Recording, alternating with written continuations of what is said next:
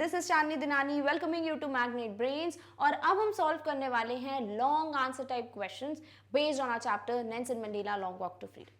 Clear? अब हम already extract based questions तो भाई सॉल्व कर चुके हैं, बट अगर हमें पूरे क्वेश्चंस में से कुछ क्वेश्चंस जो है देखो डायरेक्टली आ सकते हैं, जैसे कि what happened on the day of ceremony, who came to greet, right, who came to greet Nelson Mandela, who came to pay their tribute or respect to Nelson Mandela। तो ये सारे क्वेश्चंस तो आप directly जो chapter में दिया है भाई वही लिखोगे, राइट। बट कभी कभी क्या होता है ना, कुछ क्वेश्चंस आपको वैल्यू बेस्ड आते हैं कि आपको क्या लगता है कि फ्रीडम बहुत जरूरी है क्या, राइट, फॉर यू।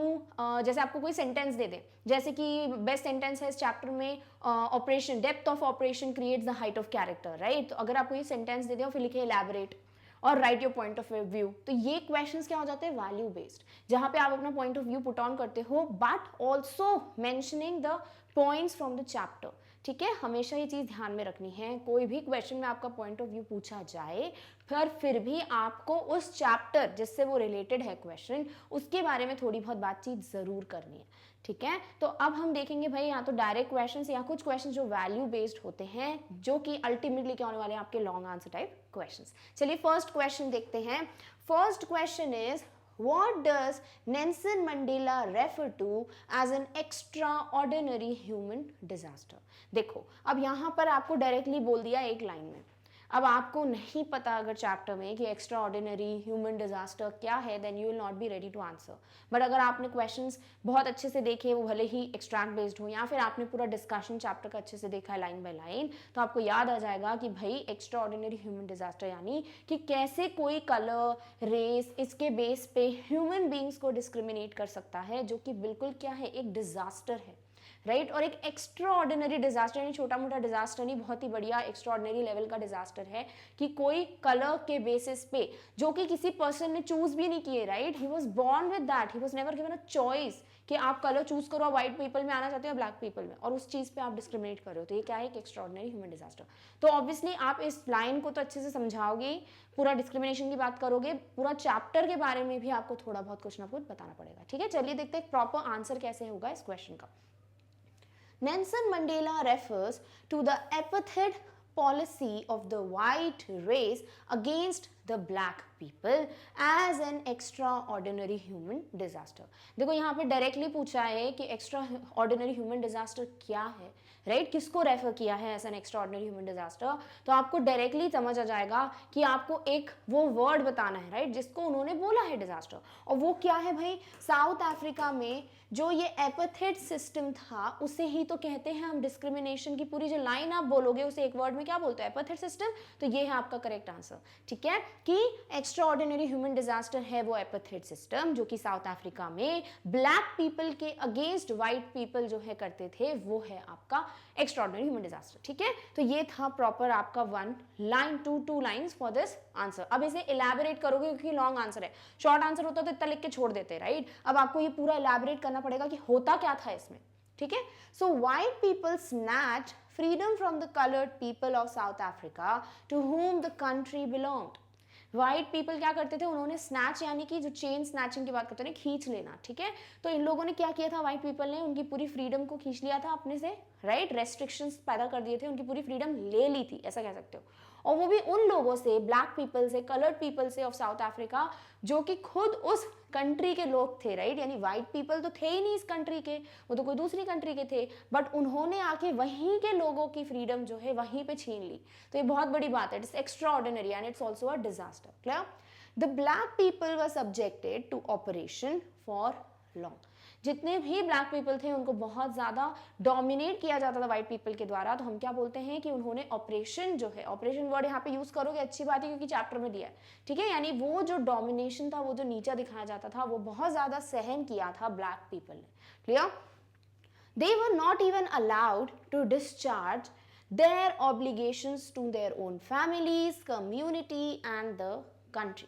ठीक है, अगर देखो ये आंसर रेस्ट्रिक्टेड वर्ड्स है, आपको 120 वर्ड सपोज दिया है कि आपको 120 वर्ड्स तक लिखना है, देन तो this is the perfect one. But अगर आपको और ज्यादा वर्ड्स बोले हैं तो फिर आप वो दोनों ऑब्लिगेशंस यहाँ पे बहुत अच्छे से मेंशन कर सकते हो कि black people were not allowed to discharge their duties और their obligations, whether it is the obligation for their parents, family, children, wife और the obligation for their community, people and country. तो क्या होगा, एक लाइन बढ़ जाएगी, ठीक है. तो डिपेंड करता है आपको कितने मार्क्स का क्वेश्चन आ रहा है, कितने वर्ड्स में आपको आंसर देना है, उस बेसिस पे आप यहाँ पे लाइंस ऐड कर सकते हो, या फिर इनको बोल सकते हो छोटा करके कुछ एक प्रॉपर कंसाइज वे में बता सकते हो. जैसे यहाँ पर फैमिलीज, कम्युनिटी और कंट्री तीनों वर्ड्स बता दिए, तो चाइल्ड, वाइफ, पेरेंट्स सब फैमिली में इंक्लूड हो जाता है. कम्युनिटी इंक्लूड हो जाती है कि भाई उनकी पूरी कम्युनिटी ब्लैक पीपल की, और यहाँ कंट्री पूरे साउथ अफ्रीका की भी बात हो जाती है, ठीक है. White people had no compassion for them. White people को कभी भी उनके लिए कोई लगाव नहीं था. कंपैशन मतलब that you know feeling of, बोलते हैं कि अपनापन जो होता है, राइट, कि फीलिंग ऑफ कि we are all are same, तो वो फीलिंग नहीं थी, कभी कंपैशन नहीं था वाइट पीपल को ब्लैक पीपल के लिए. And oppressed their own people and put them in prison. और खुद ही के लोग, यानी वहाँ के जो लोग थे जहाँ आप रह रहे हो, तो वो लोग तो आप ही की कंट्री के हुए, तो खुद ही के लोगों को वो क्या करते थे, उन्हें ऑप्रेस करते थे, उन्हें नीचा दिखाते थे, डोमिनेट करते थे. And put them in prison, और उन्हें प्रिजन में डाल दिया जाता था अगर वो कोई भी आवाज़ उठाते थे. Clear. If they had some freedom it was curtail. और अगर उनको कोई फ्रीडम मिली भी थी तो वो भी कर्टेल यानी रिड्यूस कर दी गई थी, बहुत कम कर दी गई थी, कि थोड़ा बहुत फ्रीडम है आपको, ठीक है. The black people lived the life of a slave. और ब्लैक पीपल जो है उन्होंने एक तरीके की स्लेव की लाइफ पूरी टाइम जो है जी है. तो आपको यहाँ पर एक्स्ट्रा ऑर्डिनरी ह्यूमन डिजास्टर की बात की है, तो आपको क्या क्या पॉइंट्स में ध्यान में रखना है कि भाई वो क्या है, व्हाट इज दैट एपाथेट सिस्टम, ठीक है. फिर ये एपाथेट सिस्टम क्या है, डेफिनेशन वो आपको बतानी है. फिर आपको इस डेफिनेशन को इलैबोरेट करना है, बट सिर्फ मीनिंग के टर्म्स में नहीं, आपको प्रूफ्स देने हैं. Proofs from the chapter sport करना है आपको. तो यहाँ पर देखो कितने सारे पॉइंट्स हैं जिस तरीके से आप इस क्वेश्चन को आंसर कर सकते हो. और आपने प्रॉपर डेफिनेशन बताई, वो वन वर्ड बताया एपाथेट सिस्टम, उसकी डेफिनेशन बताई भाई डिस्क्रिमिनेशन बेस्ड ऑन कलर, ठीक है, जो व्हाइट पीपल ब्लैक पीपल के लिए करते थे साउथ अफ्रीका में. फिर आपने वो पॉइंट्स बताए कि they can not you know discharge their obligations. वो ऑब्लिगेशंस क्या हैं, अगर उनको कोई फ्रीडम था भी तो it was curtailed. White people जो है खुद ही के लोगों का, जो साउथ अफ्रीका के लोग हैं उनको बहुत ज़्यादा ऑप्रेस करते थे, और उस ऑपरेशन की वजह से कह सकते हो कि black people lived a life of a slave. So this is totally what? A extraordinary human disaster. Clear? All right. Next question is, describe the views of Mandela for the black people who fought and sacrificed their lives for the country's political independence. This is lives. ठीक है, क्या बात हो रही है कि भाई political independence के लिए जितने भी लोगों ने सैक्रिफाइस किया. यहाँ हम बात कर रहे हैं साउथ अफ्रीकन पेट्रियट्स की.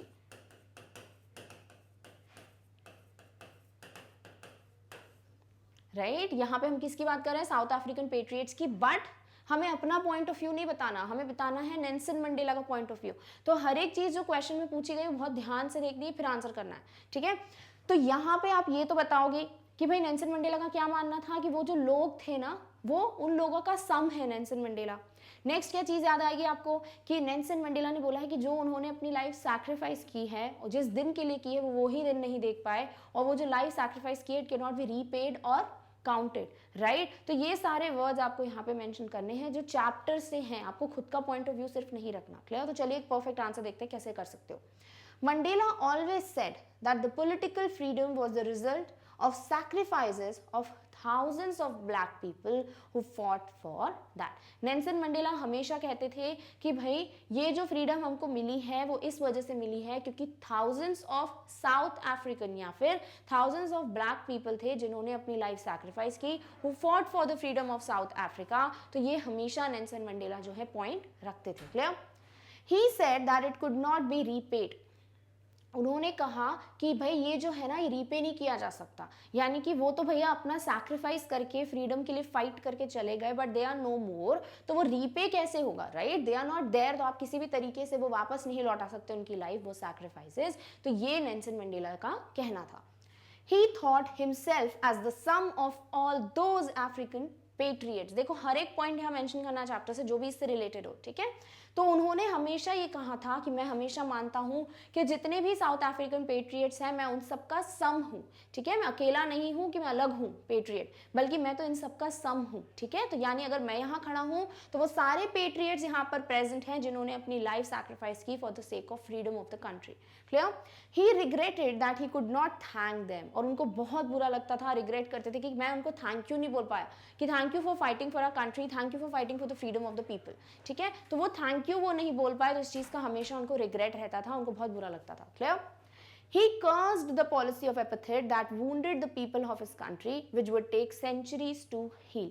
ये भी चीज हमने देखी एक वन ऑफ द पैराग्राफ्स में, जहां पर नेल्सन मंडेला ने मेंशन किया था कि ये जो apartheid सिस्टम है, it has created a profound wound that would take years, right, to get treated. या फिर बोल सकते हो यहाँ पर कि नेल्सन मंडेला ने कहा था कि जो वूंड जो है क्रिएट किया है इस सिस्टम ने, जो हार्ट्स ऑफ पीपल में, राइट, वो इतनी जल्दी ट्रीट नहीं हो सकता, इट वुड टेक ईयर्स, अगर नहीं जनरेशंस नहीं तो at least it will take years to get you know proper treated, right. तो ये चीज उन्होंने बोली थी, तो ये चीज आप यहाँ पे भी मेंशन कर रहे हो कि वो हमेशा कर्ज करते थे, पॉलिसी ऑफ अपार्थाइड को हमेशा दोषी मानते थे कि भाई इसकी वजह से जो वुंड क्रिएट हुआ है लोगों में, राइट, पीपल ऑफ इस कंट्री में, it would take what, centuries to heal, years यानी बोल सकते हो सेंचुरीज, राइट। तो यहाँ पर वही चीज आपने मेंशन की है। तो एक परफेक्ट आंसर क्या हुआ यहाँ पर, आपने हर एक चीज जो पेट्रियट से रिलेटेड नेल्सन मंडेला ने बोला था वो आपने हर एक चीज यहाँ पर कवर कर दी। चाहो तो एज इट इज वो लाइंस भी लिख सकते थे, बट हमने थोड़ा बहुत मॉडिफिकेशन किया ताकि हमारा आंसर लगे वो। क्लियर? तो इस तरीके से आप आंसर करोगे इस टाइप के क्वेश्चन का। Done, alright. नेक्स्ट पैराग्राफ जो आप बोलोगे यहाँ पर, he also said that the oppression and brutality of the white people produced great freedom fighters. अब चैप्टर में वो फ्रीडम फाइटर्स, वो पेट्रियट्स का नाम मेंशन है, तो आप वो चीज भी तो मेंशन करोगे, तभी आपका लॉन्ग आंसर कंप्लीट होगा, राइट। क्योंकि वो लोगों को आपने मेंशन नहीं किया, इट मींस कि आपने आंसर वो है अधूरा छोड़ दिया, क्योंकि वो पेट्रियट्स की बात हुई तो पेट्रियट्स तो बताने पड़ेंगे, राइट। तो उन्होंने क्या किया था कि भाई इस ऑपरेशन और इस ब्रूटैलिटी, इस क्रूअल बिहेवियर की वजह से कुछ ऐसे लोगों का जन्म हुआ, और वो क्या है, fighters like Oliver Tambo, Walter Sisulu, Luthuli, Dadoo, Fischer, Sobukwe and many more. आप चाहो तो 2-3 नाम से यहाँ से याद कर लो और फिर आप मेनी मोर लिख दो, ठीक है, या फिर मेनी अदर्स। तो आपको जो भी लगे, आपको सारे नाम याद होते हैं, it's well and good, but नहीं है याद कोई बात नहीं, जो याद करो प्रॉपरली याद करो, और वो नाम जो है मेंशन करके एंड मेनी मोर लिख सकते हो। Clear? They were the man of courage, wisdom and large heartedness. देखो यहाँ पर वर्ड जो चैप्टर में मेंशन्ड है वो है generosity,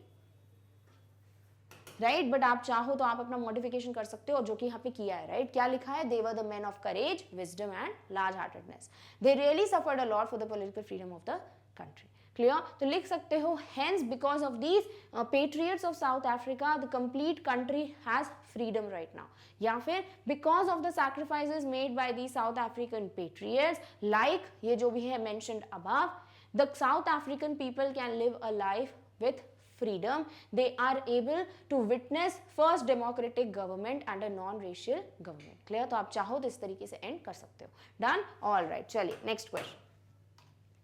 What does Mandela mean to say that the oppressor and the oppressed alike are robbed of their humanity? देखो ऐसे क्वेश्चन ही आ सकते हैं चैप्टर से, राइट, जहां आपसे पूछा जा रहा है कि आप क्या समझे इससे, कि जब नेल्सन मंडेला ने कहा था कि वो ऑपरेसर हो या वो ऑपरेस्ड हो, यानी जो डोमिनेट करता हो या जिसके ऊपर डोमिनेशन हो रहा हो, दोनों ही क्या हुए भाई, they are robbed of their humanity, यानी उनकी कहीं ना कहीं जो ह्यूमैनिटी है वो रॉब हुई है, चोरी हुई है, ठीक है। तो हमें पता है भाई, हमने क्या देखा था कि जो ऑपरेसर है वो हमेशा ये सब चीजें क्यों करता है, क्योंकि वो हेट्रेड से बंधा हुआ है, राइट, उसमें वो नफरत भरी हुई है, तो कहीं ना कहीं वो भी रेस्ट्रिक्टेड है, फ्री नहीं है। और ये जो ऑपरेसर है भाई, ऑपरेस्ड तो होगा ही, राइट, ऑपरेस्ड का तो ह्यूमैनिटी रॉब हुआ ही है, क्योंकि उसको कोई भी फ्रीडम नहीं है, वो अपनी मर्जी से कुछ नहीं कर सकता। तो ये था जो हम समझे थे। अब इसे एक प्रॉपर लॉन्ग आंसर में किस तरीके से लिखना है, चलिए देखते हैं।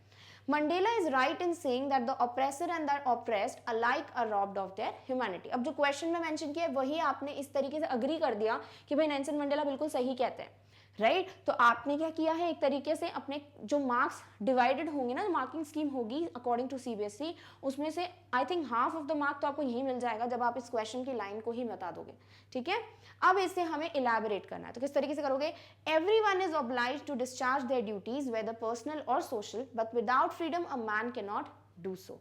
हर किसी को जो है हक होता है कि वो अपनी हर एक रिस्पॉन्सिबिलिटी जो है कंप्लीट करे, अपने ऑब्लिगेशंस को डिस्चार्ज करे, बट जिसके पास फ्रीडम नहीं है वो इंसान ऐसा नहीं कर सकता। एंड ऑप्रेस्ड यानी जिसको डोमिनेट किया गया है, तो पहले हम उसी की बात करेंगे, right. And oppressed is robbed of his humanity by putting him behind the bars and ill treating him. अब आपको प्रूव करना पड़ेगा कि एक ऑप्रेसर और एक ऑप्रेस्ड जो है how they are robbed of their humanity. तो सबसे पहले हमने बताया कि जो ऑप्रेस्ड है वो क्यों हम बोल रहे हैं कि भाई is robbed of their humanity, because क्योंकि उसको बिहाइंड द बार्स डाल दिया जाता है, उसको बहुत इल ट्रीट किया जाता था, टॉर्चर किया जाता था, ठीक है। The person who snatches this freedom of a man is really an oppressor and a prisoner of hatred. फिर हम आए किस पे, ऑप्रेसर पे, कि जो इंसान ये चीज कर रहा है, the one who is snatching the freedom of other person, उसे हम ऑप्रेसर कहते हैं। And that person is also robbed of the humanity. क्यों? Because he is a prisoner of hatred. यानी ऑप्रेस्ड तो प्रिजनर है ही क्योंकि उसको बिहाइंड द बार्स डाला ही है, बट एक ऑप्रेसर भी प्रिजनर है, किसका? हेट्रेड का। He has lack of humanity, so the oppressor is robbed of his humanity too. और यहाँ पर उसमें खुद भी इंसानियत नहीं है, तो कहीं ना कहीं उसकी ह्यूमैनिटी भी रॉब्ड हुई है। इन शॉर्ट आप बोल रहे हो कि ऑप्रेसर को बिहाइंड द बार्स डालकर, उसको इल ट्रीट कर उसकी डिग्निटी को चोट पहुंचाकर कहीं ना कहीं उसकी ह्यूमैनिटी रॉब करता है एक ऑप्रेसर। बट ऑप्रेसर भी क्योंकि किसी को इल ट्रीट कर रहा है, इसका मतलब उसमें ह्यूमैनिटी है ही नहीं, तो वो भी रॉब्ड है ऑफ हिज ह्यूमैनिटी। क्लियर? तो इसीलिए इस सेंटेंस को आप प्रॉपरली इलैबोरेट कर सकते हो और अग्री करते हो कि yes, both are robbed of their humanity. Clear? All right. Next question is, describe the obligations which the author is talking about and also describe his feelings for them. हमें जो है दो obligations की बात की गई है वो बताना है, ठीक है, और उन obligations के लिए नेल्सन मंडेला के क्या point of views थे वो भी बताना है। तो हमें पता है भी obligations क्या थे। एक obligation था for the family, parents, children, wife। दूसरा ऑब्लिगेशन था for the people, community and country. दोनों ऑब्लिगेशंस को डिस्चार्ज करना हर एक की ड्यूटी है, बट जिसके पास फ्रीडम होता है वो बहुत नॉर्मली कर लेता है इनको डिस्चार्ज, बट जिसके पास फ्रीडम नहीं होता, जैसे साउथ अफ्रीका में, तो कहीं ना कहीं उनसे एक ऑब्लिगेशन ही पूरा हो पाता है। और अगर जो दोनों ऑब्लिगेशंस को पूरा करने की कोशिश करता था साउथ अफ्रीका में, वो पर्सन को या तो पनिश कर दिया जाता था या फिर आइसोलेट कर दिया जाता था। तो ये सारे पॉइंट्स हैं हमारे पास, अब इनको एक प्रॉपर आंसर में हमें डालना है, ठीक है। So in the chapter the author has talked about two obligations, यहाँ लिख सकते हो ट्विन ऑब्लिगेशंस, ठीक है, of every man. The first obligation is towards his family, parents, his wife and children. The second is towards his community and his country. चाहो तो लिख सकते हो towards his people, community and his country, ठीक है। Being a social person, one has to fulfill these obligations. और जो भी इंसान भाई इस कम्युनिटी में रहता है उसको आप क्या बोलते हो? Social person, right. तो उसको तो ये ऑब्लिगेशंस फुलफिल करने ही पड़ते हैं। But being a black coloured person, but आप कॉन्ट्रास्ट कर रहे हैं, नेल्सन मंडेला का पॉइंट ऑफ व्यू क्या है कि नॉर्मली तो कोई भी डिस्चार्ज कर लेता है ये ऑब्लिगेशंस, बट अगर कोई ब्लैक कलर्ड पर्सन है साउथ अफ्रीका में, यानी कि जो रेशियल डिस्क्रिमिनेशन का शिकार है, a man was not free to perform his obligations and got punished if he tried to do that, ठीक है। Being a child, the author never thought of such obligations, but after he did so, he fought for the people and the country to be free. जब वो छोटे थे Nelson Mandela, तब तो उनको कभी नहीं लगा कि भाई मुझे फ्रीडम चाहिए, मुझे ऑब्लिगेशंस पूरे करने जो मैं नहीं कर सकता, बट जैसे जैसे वो बड़े हुए तब उनको समझ आया भाई फ्रीडम तो है ही नहीं और ये ऑब्लिगेशंस मुझे फुलफिल करना है, तो मुझे वो फ्रीडम चाहिए, राइट। तो he sort of started fighting for the freedom of his country and enjoy the freedom of performing their duties, personal and social, ताकि वो अपने पर्सनल ऑब्लिगेशंस या फिर सोशल ऑब्लिगेशंस को फुलफिल कर पाए। इसीलिए उन्होंने डिसाइड किया, जब उनको समझ आया कि भाई फ्रीडम है क्या, तब उनको लगा कि नहीं भाई I have to fight for the freedom, और फिर उन्होंने ANC party, African National Congress party join की to fight for the freedom of the people of the country. Clear? तो इस तरीके से आपने ऑब्लिगेशंस भी बता दी और नेल्सन मंडेला की फीलिंग्स क्या थी वो भी बता दी। Done? All right. Next is, what is the policy of apartheid? What was its impact on the blacks? Apartheid की पॉलिसी क्या थी और उसका इम्पैक्ट क्या था ब्लैक पीपल पे? तो हमें पता है भाई एपार्थाइड का मतलब क्या होता है, एक ऐसा सिस्टम साउथ अफ्रीका में जो कि कलर, रेस, रिलीजन, इन पे बेस्ड डिस्क्रिमिनेशन करता था, राइट। फिर लिखा है कि इम्पैक्ट क्या था, तो भाई बहुत सारे इम्पैक्ट थे, सारे मेंशन कर सकते हो। सबसे पहले तो किसी को कोई फ्रीडम नहीं थी, राइट, अपने ऑब्लिगेशंस फुलफिल नहीं कर सकते थे, करने की कोशिश करते थे तो दे वर प्रेजेंट और आइसोलेटेड। अगर कोई फ्रीडम था भी तो वो कर्टेल्ड था, रिड्यूस्ड था, राइट। इसके अलावा बोल सकते हो कि भाई उनको बहुत ज़्यादा इल ट्रीट किया दिया जाता था, उन्हें प्रिजन में डाल दिया जाता था, they were pushed to their limits, right. तो इस तरीके से आप ये सारे रेस्ट्रिक्शंस मेंशन कर सकते हो इस आंसर में। चलिए, the racial discrimination by whites against blacks in South Africa was termed as the policy of apartheid. देखो ये पूरी डेफिनेशन में ना कुछ पॉइंट्स आपको मेंशन करने ही है, एक भी अगर आपने मिस कर दिया ना तो कंप्लीट डेफिनेशन नहीं होगी। क्या क्या, देखो आपको डिस्क्रिमिनेशन की बात करनी पड़ेगी, किस पे बेस्ड है वो बात करनी पड़ेगी। नेक्स्ट, कौन करता है डिस्क्रिमिनेट, व्हाइट पीपल, किसे, ब्लैक पीपल को, कहाँ, साउथ अफ्रीका में। तो ये पांचों चीज अगर मेंशन करते हो तो ही आपकी डेफिनेशन जो है अपार्थाइड की वो एक कंप्लीट डेफिनेशन बनती है, ठीक है। चलिए, तो यहाँ देखो रेशियल बात कर दी आपने कि रेस के बेस्ड पे क्या हुआ, डिस्क्रिमिनेशन, किसके द्वारा, व्हाइट्स अगेंस्ट ब्लैक, कहाँ पर, साउथ अफ्रीका पे। तो देखो 1 2 3 4 और ये 5, ये पांचों पॉइंट्स आपने मेंशन कर दिए तो जाके आपकी कंप्लीट डेफिनेशन बनी, ठीक है। चलिए आगे देखते हैं। The blacks were deprived of their rights, blacks जो हैं उनको उनके राइट्स नहीं मिलते थे, दे वर डिप्राइव्ड ऑफ द राइट्स, यानी कि उनको जो राइट्स होते हैं नॉर्मल फ्रीडम्स वो उनसे छीन लिए गए थे। They had no freedom for education और एंटरटेनमेंट ऑफ देयर चॉइस, उनको कभी भी अपनी मर्जी से कहीं पढ़ना भी होता था उसका भी फ्रीडम नहीं था, एजुकेशन का भी फ्रीडम नहीं था। दूसरी बात एंटरटेनमेंट, यानी अगर वो चाहते थे कि भाई हम यहाँ पर जाएं अपनी मर्जी से, हम रात को यहाँ पर रुकें, तो कोई भी चीज़ जो है वो अपनी मर्जी से नहीं कर सकते थे। तो वो भले एजुकेशन हो या एंटरटेनमेंट हो, वो जो भी चीज़ें थी वो एक तरीके से रेस्ट्रिक्टेड थी उनके लिए, they were snatched of their freedoms. The blacks were tortured and so suffered badly at the hands of the whites. और ये जो blacks थे उनको बहुत टॉर्चर किया जाता था, उनको सफ़र करना पड़ता था at the hands of whites, यानी कि white people जो हैं वो इनको बहुत ज़्यादा टॉर्चर करते थे, इल ट्रीट करते थे, एंड इसी वजह से उनके पास कोई फ्रीडम भी नहीं थी, ठीक है, क्योंकि कोशिश भी करते थे तो क्या होता था कि इल ट्रीटमेंट मिलता था। They faced oppression and brutality. It created a deep and lasting wound in his country and its people. It would take generations to recover from that profound wound. I would say generations मत लिखो, years लिखो. It would take years.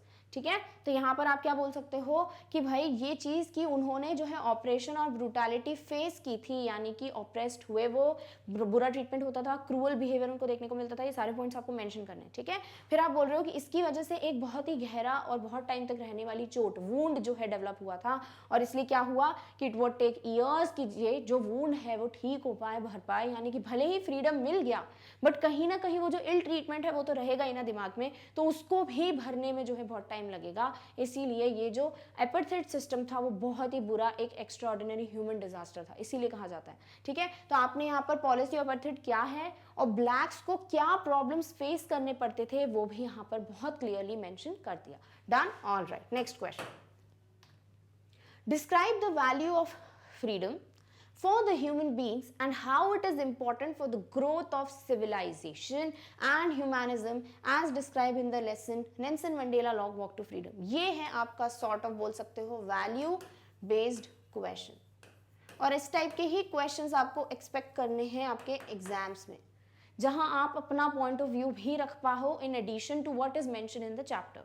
क्या बोला है कि भाई आपको value बतानी है फ्रीडम की, फ्रीडम की कीमत क्या है for the human beings, and how it is important for the growth of civilization and humanism, और किस तरीके से एक इंसानियत के तौर पे, ह्यूमैनिटी के तौर पे ग्रोथ के लिए फ्रीडम की ज़रूरत होती है, वो आपको मेंशन करना है। साथ ही साथ आपको यहाँ पे चैप्टर का मतलब भी बता दिया, भाई चैप्टर का नेम बता दिया है, तो आपको नेल्सन मंडेला के चैप्टर के टर्म्स में ही इसका आंसर देना है। Also you have to keep your point of views regarding कि कैसे फ्रीडम की वैल्यू होती है for the human beings. Clear, चलिए आंसर देखते हैं। Everybody, whether human or other creatures, wants to live free as freedom is natural to all living beings. इससे अच्छी I don't think beginning हो सकती है जहां आप ये बता दो कि फ्रीडम ज़रूरी है और क्यों है, ठीक है। क्या लिखा है कि भले वो ह्यूमन हो या अदर कोई भी क्रीचर हो, वो एनिमल हो, वो बर्ड हो, कोई भी क्रीचर हो, हर किसी को फ्रीडम या फिर फ्रीली रहना पसंद है। क्यों? क्योंकि फ्रीडम जो है वो नेचुरल है हर किसी के। जैसे कोई छोटा बच्चा है तो उसको आप बंद करके नहीं रख सकते एक जगह, राइट, उसको फ्री रहना पसंद है, he wants to crawl everywhere, हर जगह वो क्रॉलिंग करता है। क्यों? क्योंकि दैट इज नेचुरल, उसको सिखाने की जरूरत नहीं कि आपको फ्रीडम है, उसको वही पता है, वो नेचुरली आता है कि यार मुझे कहीं पे भी मैं घूम सकता हूँ, मुझे कोई नहीं रोक सकता, राइट। तो वो फ्रीडम जो है वो नेचुरल होता है हर ह्यूमन बीइंग्स के लिए, तो ये चीज़ आपने यहाँ मेंशन कर दी, इसीलिए ज़रूरी है freedom for every human being. The value of freedom is better known to that human being who has not tasted it till he gets it. और वैल्यू ऑफ फ्रीडम जो है वो उसी को समझ आती है जिसको कभी फ्रीडम मिली ही ना हो, राइट अगर हर कोई जो है रेस्ट्रिक्शन में रहा है और उसको जब फ्रीडम मिल जाती है, जैसे साउथ अफ्रीका के ब्लैक पीपल रेस्ट्रिक्शंस में रहे बट उनको जब फ्रीडम मिली तब उनको समझ आया कि भाई फ्रीडम क्या है, right, they would have enjoyed it, value पता चली होगी। बट जैसे ऑलरेडी फ्रीडम मिला है, जैसे अपन को हर चीज़ का फ्रीडम है, राइट, हम उस टाइम पे नहीं है जब Mahatma Gandhi fought for us, तो वहाँ उस टाइम पे अगर अपन होते तो ये फ्रीडम अपन एंजॉय करते। बट राइट नाउ जो हमारे पास फ्रीडम है वो हमें उसकी एक्चुअल वैल्यू नहीं पता, क्यों? क्योंकि we have never tested the restrictions. Clear? तो यहाँ क्या लिखा है कि वैल्यू ऑफ फ्रीडम उस ह्यूमन बीइंग को ज्यादा अच्छे समझ आता है जिसने कभी भी फ्रीडम को टेस्ट नहीं किया हो, यानी कि फ्रीडम में वो रहा ना हो। ठीक है, A person who is changed with the limits and not allowed to perform his duties freely values freedom more than anyone else. जिस इंसान को चेन्स में रखा जाता है, चेन्स में मतलब ऐसे नहीं चेन से बांध दिया, यानी कि कुछ लिमिटेशंस होते हैं, ठीक है, और उसे अलाउ नहीं होता हर चीज़ अपने हिसाब से करने का, फ्रीडम नहीं होता, तो उस इंसान को जब फ्रीडम मिल जाती है, अपनी ड्यूटीज़ जो है वो फ्रीली इंजॉय कर सकता है, ऑब्लिगेशंस परफॉर्म कर सकता है, वो पर्सन को वैल्यू ऑफ फ्रीडम ज़्यादा अच्छे से समझ आती है। क्लियर? ऑलराइट। फॉर इंस्टेंस, अब देखो आपने बिगनिंग में तो अपना पॉइंट ऑफ व्यू बता दिया, क्योंकि बिगनिंग का जो पार्ट है क्वेश्चन का उसमें आपको अपना पॉइंट ऑफ व्यू रखना है, बट धीरे धीरे आपको क्वेश्चन में क्या बोला है कि नेल्सन मंडेला के चैप्टर के टर्म्स में बात कीजिए, तो अब अपन चैप्टर की बात नहीं करेंगे तो हमारे आधे मार्क्स चले जाएंगे, ठीक है, कंप्लीट नहीं होगा आंसर। तो अब नेल्सन मंडेला के चैप्टर के हिसाब से हमें बताना है कि फ्रीडम कितनी इंपॉर्टेंट है। So for instance the value of freedom is known better to Mandela who remained behind the bars most of his life। जैसे अगर हम कुछ टाइम लेके ये देखें कि वैल्यू ऑफ फ्रीडम उसको समझ आई होगी जैसे कि मंडेला है, राइट, नेल्सन मंडेला है, जैसे क्यों? क्योंकि उनको अपनी आधी से ज़्यादा लाइफ तो प्रिजन के पीछे ही बितानी पड़ी, 30 ईयर्स ऑफ लाइफ, समझते हो? तो 30 ईयर्स ऑफ लाइफ, यहाँ पे मोस्ट ऑफ द ईयर्स बोल सकते हो, उन्होंने अपनी लाइफ जो है वो प्रिजन में बिताई, राइट, तो यहाँ पर उनको वैल्यू ऑफ फ्रीडम ज़्यादा अच्छे से समझ आ रही होगी। Think about a bird or animal which is caged, as they have the habit of living with full freedom, but in the cage they are not free and their conditions are very pitiable। अब देखो, this is more intelligent answer, क्यों? क्योंकि देखो इस chapter में आपको एक poem भी मेंशन है, a tiger in the zoo, right, उस पोएम में आपको क्या बताया भाई कि फ्रीडम कितनी जरूरी है इवन फॉर एन एनिमल। तो आप यहाँ पर वो भी पॉइंट बोल सकते हो कि अगर हम ऐसा सोचें किसी बर्ड और एनिमल को हम केज में रखते हैं तो वो भी फ्रीडम जो है वो डिमांड करते हैं, यानी they can also not live in a cage, right. तो उनको जब फ्रीडम जो है हैबिट होती है उनको फुल फ्रीडम के साथ रहने की, तो जब आप केज में बंद कर देते हो तो वो फ्री नहीं होती और उनकी कंडीशंस जो है बहुत पिटिएबल होती है, यानी पिटी लगता है, बहुत बुरा लगता है उनके लिए कि वो ऐसी कंडीशंस में रहते हैं।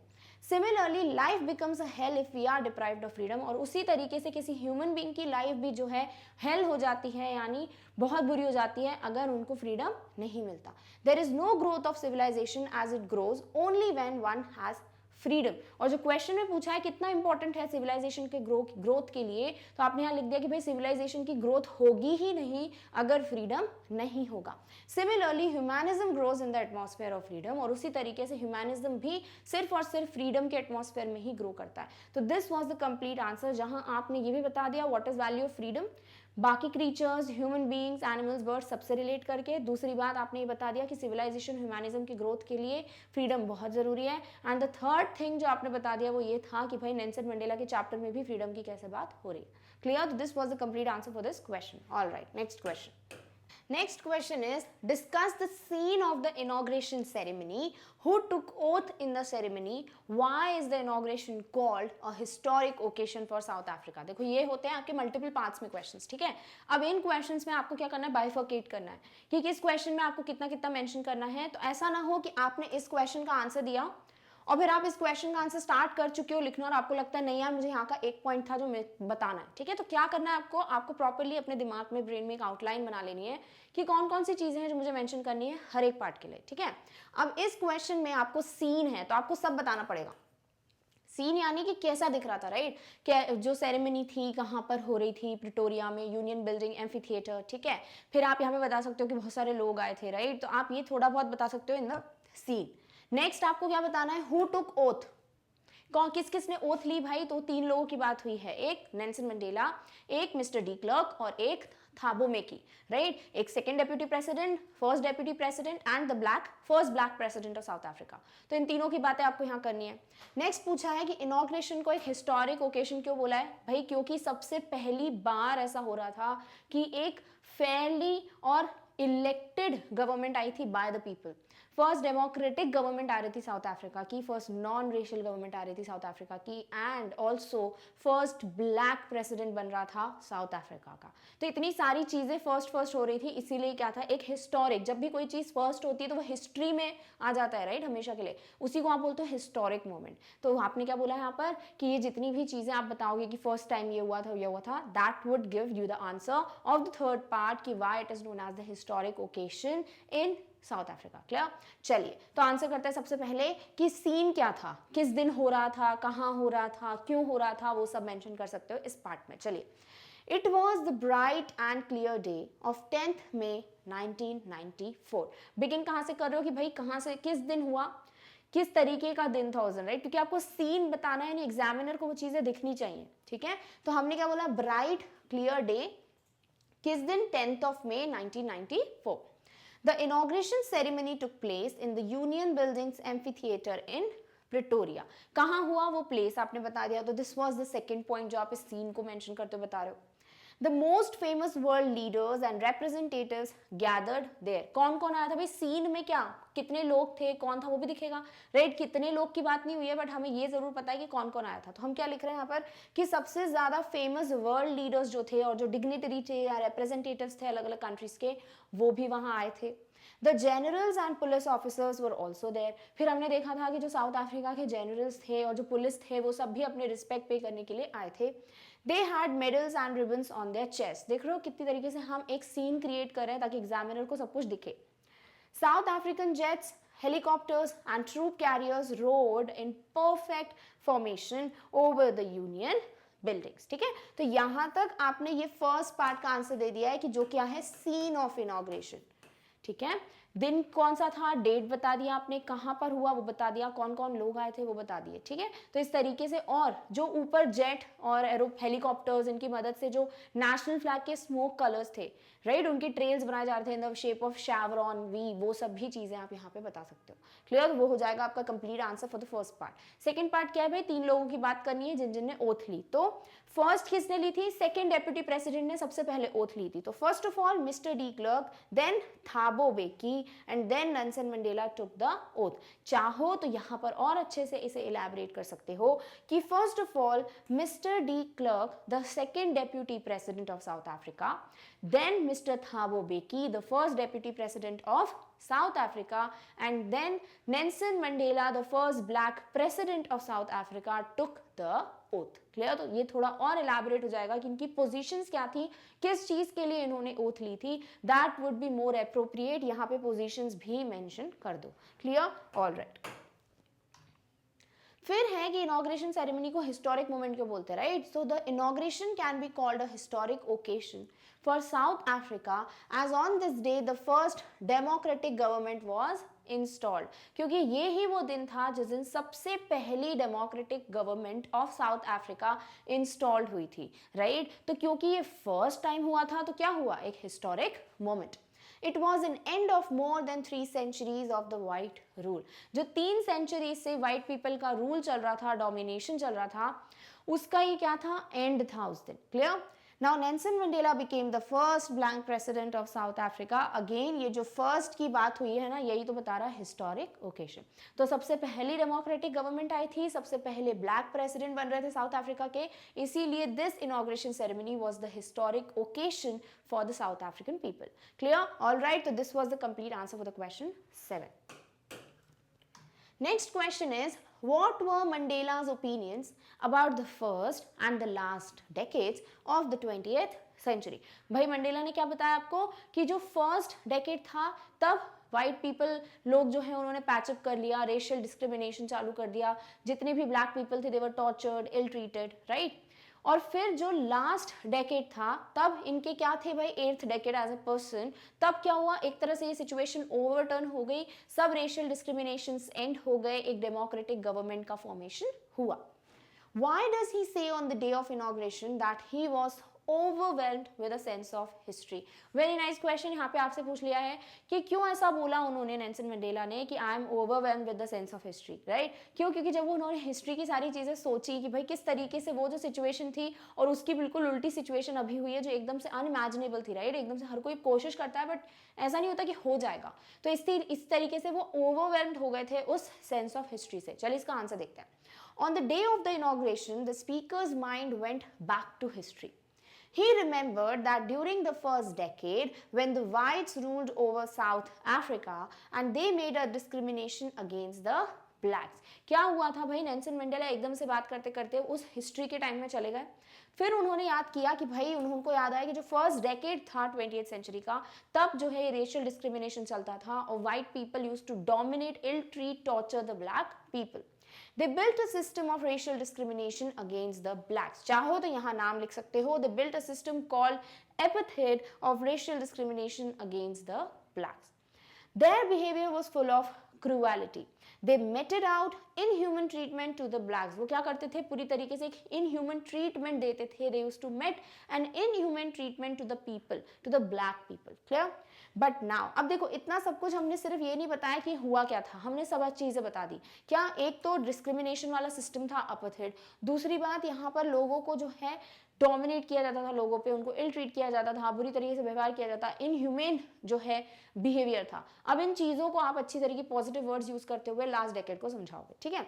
बट नाउ, यानी कि जो लास्ट डेकेड है, in the last decade of this century, this cruel system was overturn. ये सिस्टम क्या हो गया? ओवरटर्न हो गया, उल्टा हो गया. Now a new system replaced it. Clear? All right. It was the first democratic government of South Africa. Right? अब किस तरीके से सिस्टम, जैसे हम बात कर रहे हैं लास्ट डेकेड की और यहां हम बात कर रहे हैं फर्स्ट डेकेड की, तो क्या बोलोगे? यहां पर अपार्थाइड था, डिस्क्रिमिनेशन था. यहां क्या था? एक डेमोक्रेटिक गवर्नमेंट, राइट? फिर यहां पे क्या होता था? क्रूअल बिहेवियर होता था, जो ब्लैक पीपल थे वो डिस्क्रिमिनेट होते थे. बट यहां क्या हो गया? यहां पर तो बिल्कुल ही लोगों को फ्रीडम मिल गई, डिस्क्रिमिनेशन बंद हो गया, डेमोक्रेटिक गवर्नमेंट आ गई, नॉन रेशियल गवर्नमेंट आ गई. तो इस तरीके से आपने क्या किया है? एक डिफरेंस बताया है और वही आपको इस आंसर में बताना है. तो लास्ट डेकेड में हम क्या बता रहे हैं कि फर्स्ट डेमोक्रेटिक गवर्नमेंट थी, लोगों को इल्ट्रीट नहीं किया जाता था, अब लोग फ्री थे, ठीक है. Now there will be no discrimination on the basis of color. That is why on the day of the inauguration he was overwhelmed with a sense of history. और जिस तरीके से उनने देखा कि कैसी सिचुएशन थी और किस तरीके से ओवरटर्न हुई है सिचुएशन, ये सोचते हुए Nelson Mandela was overwhelmed with the sense of history on the day of inauguration. Clear? क्योंकि भाई इस तरीके से ओवरटर्न हो जाना, वो जो खुशी होती है कि हाँ किस तरीके की सिचुएशन थी उसको बिल्कुल ही चेंज कर दिया, थोड़ा बहुत नहीं कंप्लीट चेंज कर दिया है, इसलिए he was overwhelmed with the sense of history. Clear? All right, चलिए next question. What ideas does Mandela have about courage, love and hate? अब आपको यहाँ courage में तो सारी चीजें बतानी पड़ेंगी कि courage वो नहीं होता which is absence of fear, it is conquer the fear, right? Brave man वो नहीं होता the one who does not has fear or one who is not afraid, but the one who has courage to conquer the fear, who has got triumph over it. ठीक है, तो courage और brave man की पूरी lines आपको बतानी है. फिर love और hate की बात कैसे बताई थी कि भाई जो love है वो बहुत naturally आता है, जिस इंसान को hate करना सिखा सकते हो उसको love करना भी सिखा सकते हो, right? तो ये सारी चीजें आपको इस आंसर में मेंशन करनी है. चलिए, according to Mandela, he learned the meaning of courage from his comrades. अब ये जो मतलब था करेज का वो उन्होंने कहाँ से सीखा? उन्होंने उन लोगों से सीखा जो इनके साथ फाइट कर रहे थे for the freedom, right? They struggled very hard for the freedom of the country, और ये बहुत ज़्यादा स्ट्रगल कर रहे थे for the freedom of the country. They did not care for their lives, they sacrificed everything for their people and their country. ऐसा नहीं था कि इनको डर नहीं था किसी चीज़ का, बिल्कुल डर था, बट वो उस डर पे काबू पा चुके थे और अपनी लाइफ सैक्रिफाइस करने के लिए भी तैयार हो गए for the freedom of the community and the country. They did not break before the brutality of the oppressors. वो कभी भी नहीं टूटे कि भाई इतना बुरा व्यवहार होता था, टॉर्चर होता था, राइट, क्रूअल बिहेवियर होता था, then too they would have given up. But उन्होंने कभी भी गिव अप नहीं किया, वो जो है डट के सामना करते रहे ऑफ द ऑप्रेसर्स, और यही होता है real courage. They showed that full strength. So Mandela learned courage from them. ठीक है, to him courage means not the absence of fear but the triumph over it or the victory over it. जो आपको लिखना आप लिख सकते हो. The brave man is one who conquers fear. No man is born hating another man due to color or religion. देखो यहाँ तक आप इस पार्ट का आंसर दे रहे हो जो कि है करेज. ठीक है, तो यहाँ पर आपने क्या मेंशन किया सबसे पहले तो कि जो भी मानना था मंडेला का करेज के बारे में तो वो सीखे कहाँ से थे, वो आपने बता दिया कि नेल्सन मंडेला ने अपने कॉमरेड से सीखा था कि भाई करेज क्या होता है. उन लोगों ने हमेशा स्ट्रगल किया, कभी भी गिव अप नहीं किया. They fought for the freedom of the people of the country and they gave up their life. Right, फिर लिख रहे हैं कि Mandela learned the real meaning of courage from their comrades, that courage is not absence of fear but the victory over it और triumph over it. A brave man is not the one who is fearless but the one who has the courage to fight with the fear और conquer his fear. ठीक है, तो यहां तक आपने अपना answer करेज के बारे में दे दिया. अब हमें बताना है लव और हेट के बारे में. No man is born hating another man due to the color or religion. कोई भी इंसान जो है दूसरे इंसान को हेट करने से पैदा नहीं होता. राइट, कि पैदा होते ही हमें समझ जाता है भाई दिस पर्सन इज ब्लैक तो I would hate that person. Right, the babies don't know that. तो आप जब बॉर्न होते हो तब आप सीख के नहीं आते हो कि हेट क्या होता है. क्लियर, इसी के कंटिन्यूएशन में love comes more naturally to the human heart than hate. ज्यादा नेचुरली क्या आता है भाई to human heart? Love, not hate. क्योंकि लव इज समथिंग जो ऑलरेडी है नेचुरली सबके दिमाग में, गुडनेस होती है हर किसी में, बस वो जो हेट है वो सीखते हो समय के साथ, वो नेचुरली आता नहीं. According to Mandela both the oppressor and the oppressed are the prisoners of hatred. No one can become happy after taking away others' freedom. और नेल्सन मंडेला का मानना है कि भाई हर कोई जो है इस हेट्रेड से जुड़ा हुआ है, हर कोई चेन से बंधा हुआ है वो हेट्रेड, भले वो ऑप्रेसर हो या ऑप्रेस्ड हो.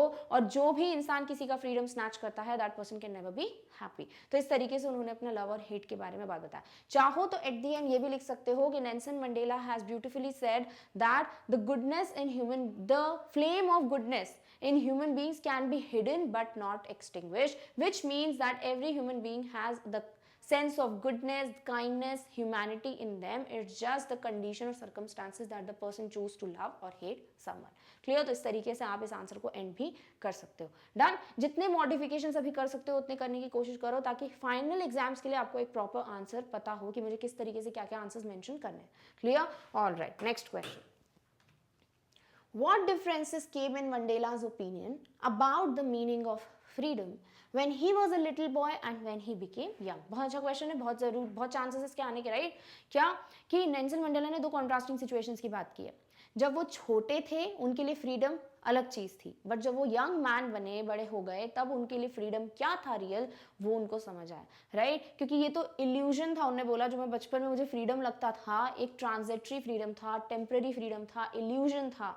राइट, जो रियल नहीं था. राइट, तो ये सारी चीज़ें आपको मेंशन करनी पड़ेगी एंड देन आप यंग मैन के टाइम के बता सकते हो कि उनको समझ आया कि जितने भी लोग मेरे जैसे दिखते हैं उन सभी को फ्रीडम नहीं है, everybody snatched of their freedoms, और रियल फ्रीडम क्या है वो उनको फिर बाद में समझ आया. तो इस तरीके से आपको मेंशन करना है. चलिए, so there were many differences in Mandela's opinion about the meaning of freedom when he was a little boy and when he became young. तो प्रॉपरली आपको आंसर स्टार्ट करने की कुछ लाइन्स होनी चाहिए. ऐसा नहीं आप डायरेक्ट बिगिन कर दो कि when he was young वो ऐसे ऐसे सोचते थे, जब वो बड़े हुए नहीं. एक लाइन चालू करो. जैसे यहाँ हमें पता है कि हमें डिफरेंट ओपिनियंस बताने हैं मंडेला के, जब वो छोटे थे और जब वो यंग मैन थे, तो आपको बताना पड़ेगा ऐसा कि भाई there was a huge difference, right, between what Mandela thought freedom was when he was young, when he was small child, and then when he became young, what freedom meant to him was totally different. इस तरीके से आप mention कर सकते हो और अपने lines start कर सकते हो. Next, while he was a little boy, अब आपको बताना है जब वो छोटे थे तो फ्रीडम क्या था, जब वो बड़े हुए तो फ्रीडम क्या था. So while he was a little boy, the meaning of freedom was to run in the fields and to swim in the streams. जब वो छोटे थे तो उनको लगता था कि मैं अपनी फील्ड्स में जो हूँ अपने मर्जी से घूम फिर सकता हूँ, मैं कभी भी चाहूँ तो क्लियर स्ट्रीम जो मेरे विलेज से फ्लो करती है वहाँ पे स्विम कर सकता हूँ. I can roast mealies under the stars whenever I want. Right, I can ride the backs of the slow moving bulls. तो ये सारी चीज़ें क्या थी उनके लिए फ्रीडम थी when he was a small boy. When he became young, तो यहाँ पर आप ये सब चीज़ें ऐड कर सकते हो. आप मीलीज की बात ऐड कर सकते हो, आप बुल्स की बात ऐड कर सकते हो. Don't miss anything. ठीक है, कभी मिस मत करो, जो चीज़ें दी हैं सब कुछ मेंशन करो यहाँ पे. ठीक है, so when he became young, फिर जब वो बड़े हुए तो उनको क्या समझ आया, he realise that his freedom was an illusion. और फिर उनको जाके रियलाइजेशन हुआ जब वो बड़े हुए कि भाई ये जो फ्रीडम थी मेरी वो तो एक इल्यूजन था, यानी ये सब कुछ तो क्या था, अनरियल था जो मैं सोच रहा था. Right, Now he had realized that not only his freedom but also others' freedom had been seized. और फिर उनको धीरे धीरे रियलाइज हुआ कि ऐसा नहीं है कि सिर्फ मेरे ही फ्रीडम पे रोक है, मेरे को ही रेस्ट्रिक्शंस दिए गए हैं, बल्कि जो भी लोग मेरे जैसे दिखते हैं, अदर लोग जो हैं, उनको भी रेस्ट्रिक्शंस हैं, फ्रीडम नहीं है. So he felt a hunger for freedom now. और फिर जाके उनको वो हंगर फॉर फ्रीडम लगा, यानी कि फ्रीडम मुझे चाहिए, उस चीज़ की भूख, उस चीज़ की हंगर जो है उनमें बढ़ गई. He wanted that all the people of his country should live with self-respect. They must do what they liked. और फिर उनको लगा कि नहीं भाई, जो भी मेरे लोग हैं कम्युनिटी के, कंट्री के, उन सबको हक है कि वो अपने हिसाब से रहें. Right, they do what they like, ना कि they should do what white people like. तो ये चीज़ जो थी, सेंस ऑफ रियल फ्रीडम जो था, वो उनको समझ आया जब वो एक यंग मैन बने. And slowly and steadily he realise, he joined the ANC party, African National Congress Party, and then fought for the freedom of the people of the country. Clear? तो इस तरीके से जो है हमने लिटिल बॉय और young की जो भी डिफरेंसेस थे वो बता दिए. यहाँ पे आपको यंग मैन, लिटिल बॉय में 4 चीजें मेंशन करनी है. सबसे पहले रन इन द फील्ड्स, दूसरा can swim in the stream which flows through the village, third is can roast the mealies under the sky, and fourth is can ride on the back of the slow moving bulls. तो ये चारों चीजें mention करनी है. फिर आपको आगे जाके बताना है यंग मैन के टाइम उनको कैसे रियलाइजेशन हुआ. Clear? All right. Next question is, Nelson Mandela is the true hero of the South Africa's freedom movement. Discuss. क्या बोला भाई? एक लाइन दे दी है और आपको इसको अपने पॉइंट ऑफ व्यू से बताना है कि नेल्सन मंडेला जो है वो ट्रू हीरो थे of the South Africa's freedom movement, यानी कि जो फ्रीडम आई मिली साउथ अफ्रीका के लोगों की, उसमें जो सबसे मेन रोल था, जो रियल हीरो थे, वो नेल्सन मंडेला थे. ठीक है, इसको अपने पॉइंट ऑफ व्यू से हमें लिखना है. तो हमें सब बताना पड़ेगा कि नेल्सन मंडेला ने किस तरीके से अपने लाइफ में सैक्रिफाइसेस किए, कैसे वो एक नॉर्मल इंसान थे, नॉर्मल लाइफ जीना चाहते थे, अपने ट्विन ऑब्लिगेशंस को डिस्चार्ज करना चाहते थे, but he could not do सो क्योंकि उनके पास फ्रीडम नहीं थी. और फिर वो हंगर जो है उनमें फ्रीडम की पैदा हुई, जागृत हुई. एंड देन ही थॉट कि नहीं भाई, मुझे अपने लोगों के लिए, फ्रीडम के लिए फाइट करना पड़ेगा. And then he was homeless, he was sent to prison for 30 years, he could not live with his family, but then actually finally he got the result. और वो क्या था कि first democratic government, non racial government जो है south Africa को मिल गई थी. क्लियर? ऑल राइट, चलिए इस क्वेश्चन का आंसर देखते हैं किस तरीके से लिखना है. So Nelson Mandela was a true hero of South Africa's freedom movement. जिस चीज को बताना चाहते हो वो यहाँ पे मेंशन जरूर करना चाहिए. His conscience encouraged him to demand a respectful and unique life for all. उनका जो कॉन्शियंस था, उनकी जो अंतरात्मा थी, वो क्या कर रही थी भाई, उनको मोटिवेट कर रही थी. उनको उन्होंने पुश किया था कि हाँ भाई, आपको अपने रिस्पेक्ट और अपनी यूनिक जो लाइफ है, यानी जिसको हर किसी को जैसी एक लाइफ मिली हुई है, उस लाइफ के लिए फाइट करना है. His soul cleared him about the twin obligations for everyone. उनकी सोल, उनकी आत्मा ने उनको समझाया कि भाई हर किसी के 2 obligations होते हैं, but we cannot fulfill it just because of the restrictions and the racial government. He was always determined to fulfill them. He performed his obligations for his family as well as for his community. And ultimately वो जो obligations लोगों को करने पड़ते हैं, follow, discharge करनी पड़ती है अपनी duties, लोग नहीं कर पा रहे थे just because of the apartheid system, right? But Nelson Mandela को जब अपने ट्विन ऑब्लिगेशंस के बारे में समझ आया तो उन्होंने ये नहीं सोचा कि रहने दो, जैसे बाकी लोग नहीं कर रहे मैं भी वैसा ही करूंगा, फॉलो करूंगा भाई वाइट पीपल को. But he thought no, I have to fulfil both the obligations whether it is for my family और फॉर द कंट्री. और इसीलिए उन्होंने फ्रीडम के लिए फाइट करने का सोचा. And ultimately he was able to fulfil his obligations not only for his family but also for the community. Clear? Although he was prevented from doing so, yet he did not stop and got discouraged. Right? भले ही उनको इस चीज के लिए रोका जाता था, भाई प्रिजन भेजा गया, बहुत इल ट्रीट किया गया, बट फिर भी वो डिस्करेज नहीं हुए, रुके नहीं. ही continued to fight for the freedom of the country. He became homeless. और फिर क्या हुआ भाई, क्या लिखा था कि हर किसी को होता है, कि उन्होंने लिखा था सॉरी कि ही दिस ऑल सिचुएशन जो थी, it transformed a person, a family loving person to a person who does not has a home. Right? तो ये लाइन क्या बताती है कि भाई फाइनली ऐसा टाइम आया था कि जब फ्रीडम के लिए फाइट करते करते नेल्सन मंडेला के पास घर भी नहीं था, तो ही was homeless. In spite of all these difficulties, पर इन सारी डिफिकल्टीज के बावजूद क्या हुआ, ही could not change his decision. ऐसा नहीं था कि उन्होंने हार मान ली कि भाई बहुत कोशिश की है बट इतनी डिफिकल्टीज देखने को मिल रही है तो मैं ये टॉर्चर सहन नहीं करूंगा, I would give up. But उन्होंने गिव अप नहीं किया, ही continued. Okay, He had a sole power to challenge the racial system of the white. और उनके पास वो अंदरूनी बोलते हैं ना, जो एक सोल पार, फिजिकली बॉडी के साथ जो आपके पास पार होती है ना, that can do something for momentary period, temporary होती है वो स्ट्रेंथ, बट आपके पास अगर एक मेंटल स्ट्रेंथ होती है कि आपने ठान लिया, वो विल पार होता है, वो सोल पार होती है, दैट मीन्स कि आप कुछ भी कर सकते हो. And that is what Nelson Mandela had, the will power, the soul power to challenge the apartheid system और the racial system. He did not care the apartheid policy and announced that this policy had created a lasting wound in the country. और उन्होंने कभी care नहीं किया कि भाई apartheid system है, हमें ये रूल फॉलो करना ही करना है, बट उन्होंने बोला कि ये तो एक ऐसा सिस्टम था जिसकी वजह से हमेशा के लिए एक गहरा वूंड, एक गहरी चोट जो है साउथ अफ्रीकन पीपल के हार्ट में डेवलप हो गया. He fought against it, और फाइनली उन्होंने इस चीज के लिए फाइट किया. At last he got success. He became the first black president of South Africa. And finally उनको सक्सेस भी मिली. उन्होंने as first black president oath भी ली और साउथ अफ्रीका. कह सकते हो कि भाई उन्होंने सोचा, right, to fight for the freedom of the people, but ऐसा नहीं था कि धीरे धीरे ओवर द टाइम इन डिफिकल्टीज को फेस करते करते उन्होंने गिव अप किया एंड ही थॉट कि नहीं रहने दो, but he continued. He was treated very badly, but उन्होंने वो सब चीज़ें सहन की and then finally he got the result जिसके लिए वो हमेशा से वेट कर रहे थे, and he got the first democratic, first non racial government and became the first black president of South Africa. तो अल्टीमेटली फाइट किया, गिव अप नहीं किया और रिजल्ट मिला भी. इन तीनों चीज़ों की वजह से लगता है कि जो रियल हीरो थे for the South African freedom वो थे नेल्सन मंडेला. क्लियर? तो इस तरीके से आपको कोई भी लाइन जब गिवन हो ना, तो आप चैप्टर से प्रूफ्स दो, सपोर्ट करो, ताकि उस लाइन को बहुत स्ट्रांगली जो है बता सको, yes this is totally true. Clear? All right, next question. Next question is, India is a country of unity in diversity. ऐसा आपने हमेशा सुना होगा, राइट? इस पे ऐसे भी बहुत ज़्यादा लिखने को मिलते थे हमें कि लिखिए भाई ऐसे on unity in diversity.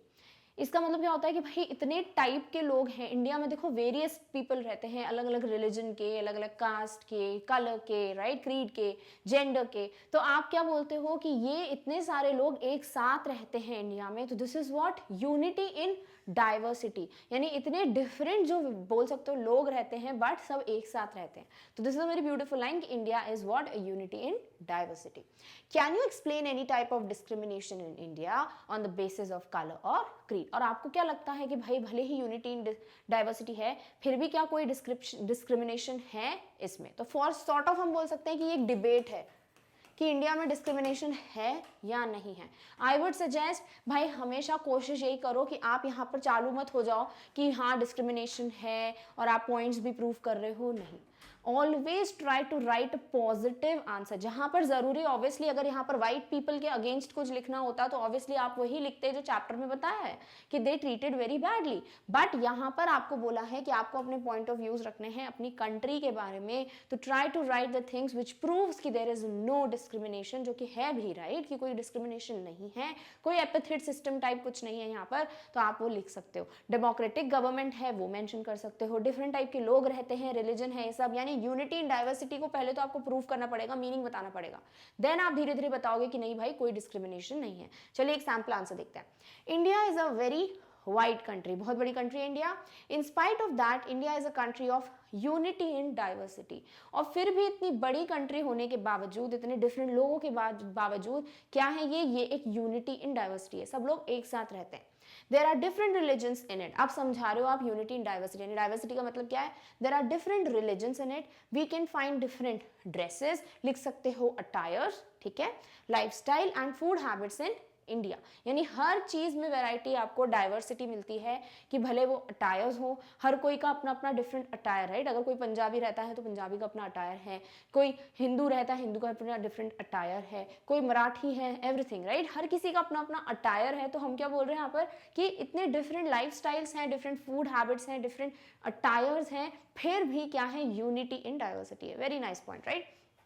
Even then, they all have a pride to be an Indian. फिर भी हर किसी को प्राउड है अपने ऊपर as an Indian. आपको हर एक पॉइंट इस आंसर में इसी तरीके से मेंशन करना है जो कि सपोर्ट करता है yes, India is unity in diversity. Clear? India has a democratic form of government. Now the best thing is India में क्या है भाई, democracy है, it has a democratic form of government and there is no place for discrimination in this country.